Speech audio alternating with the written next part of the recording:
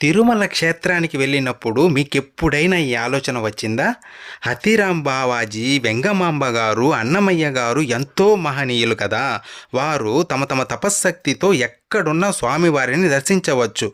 కానీ ఎందుకు తిరుమల క్షేత్రానికి రావడానికి వారు అంత తహతహలాడిపోయారు? ఇక మన విషయానికి వస్తే, మనం స్వామికి ఎదురుగా నిలబడినప్పుడు మనకి తెలియకుండానే మన శరీరంలో వైబ్రేషన్స్ స్టార్ట్ అవుతాయి. మనసు శరీరం తన్మయత్వానికి లోనవుతుంది. ఆ కారణం ఏంటి?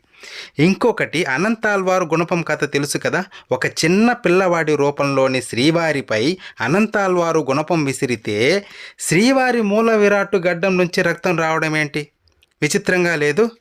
అంటే గర్భాలయంలో ఉన్నది విగ్రహం కాదా? అంటే అక్కడ ఉన్నది సాక్షాత్తు నిజరూపంలో ప్రాణస్వరూపుడైన అనంతకోటి బ్రహ్మాండ నాయకుడైన వెంకటేశ్వరుడేనా?